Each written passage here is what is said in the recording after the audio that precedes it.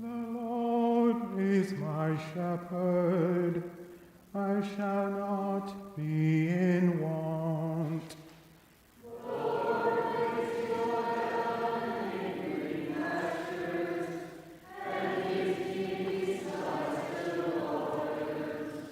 You restore my soul, O Lord, and guide me along right pathways for your name's sake.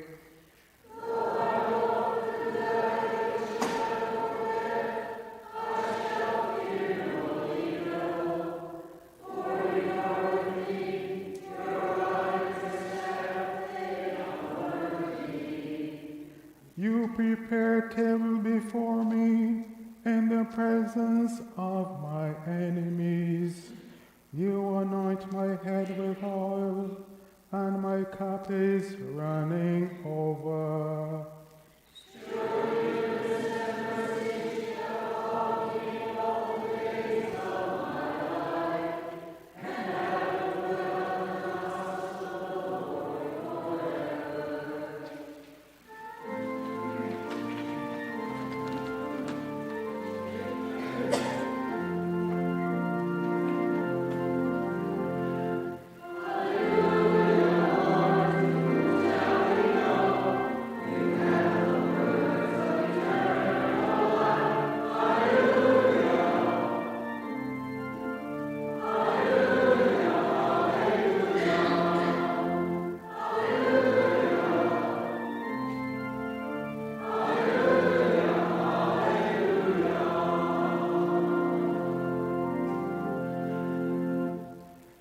The Holy Gospel according to John. Jesus said, "Very truly I tell you, anyone who does not enter the sheepfold by the gate but climbs in by another way is a thief and a bandit. The one who enters by the gate is the shepherd of the sheep. The gatekeeper opens the gate for him, and the sheep hear his voice. He calls his own sheep by name and leads them out. When he has brought out all his own, he goes ahead of them, and the sheep follow him because they know his voice. They will not follow a stranger. They will run from him because they do not know the voice of strangers." Jesus used this figure of speech with them, but they did not understand what he was saying to them. So again, Jesus said to them, "Very truly I tell you, I am the gate for the sheep. All who came before me are thieves and bandits, but the sheep did not listen to them. I am the gate. Whoever enters by me will be saved, and will come in and go out and find pasture. The thief comes only to steal and kill and destroy. I came that they may have life, and have it abundantly." The Gospel of the Lord. Praise to you, O Christ.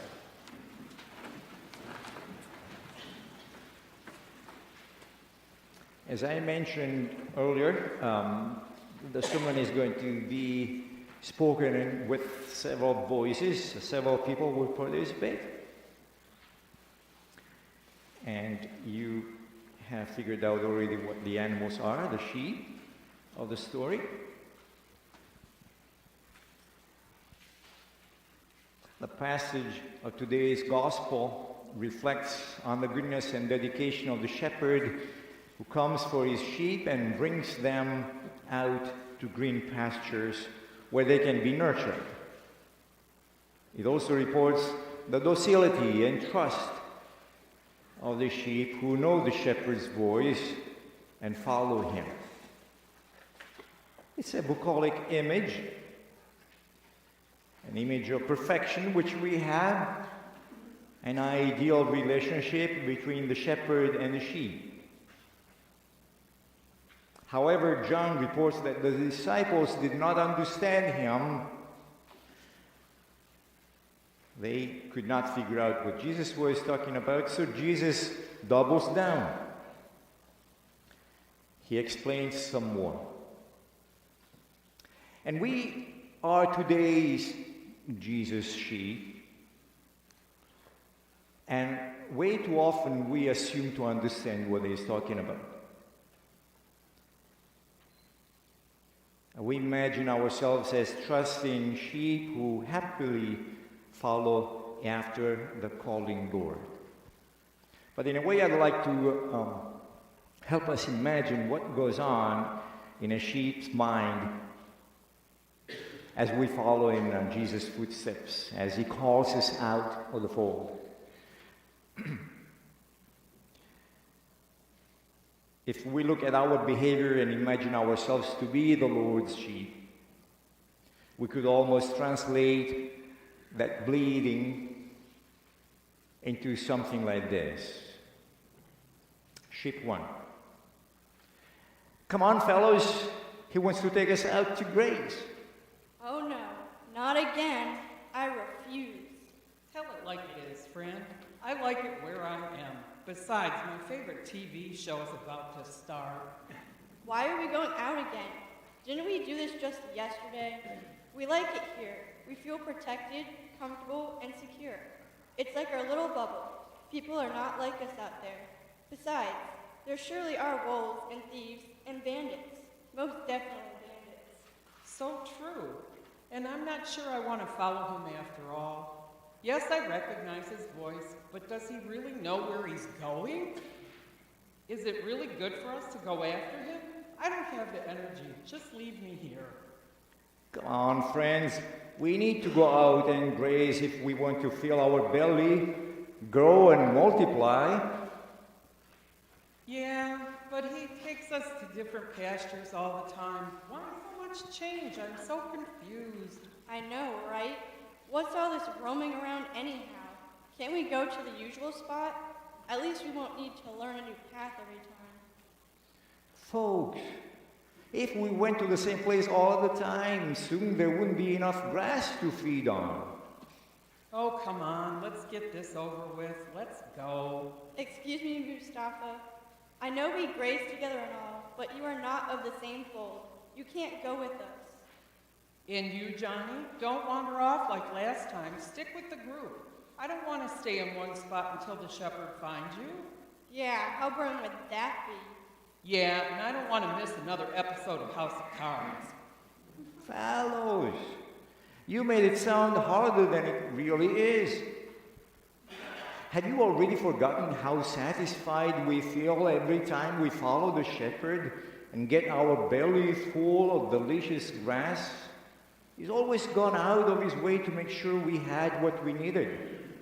He protected us against bad and careless shepherds. He has never been afraid to face danger for us, even when we got lost. And he has graciously taken care of us when we were injured. Our good shepherd has used patience with us and has forgiven us when we have not kept the needs of the flock in mind and lost connection with one another. He has consistently shown compassion towards any of us who at one point or another were sick and didn't want to play with one another. He's always been ready to heal, so let's go. He's got abundant life in store for us. In our life together, sometimes we lose sight of the shepherd who is ready to guide us out of our comfort zone. The trust we display by following after him is at the foundation of community life. It clarifies our relationship to him and one another and strengthens us in ministry. We are meant to follow him every day, not just once in a while. Follow him into open new territories where we may feed and grow. And our growth, our spiritual maturity is manifest in how well we use the gifts that he has given us. That's what we call stewardship. And that's when we have Bob giving us another of his talks.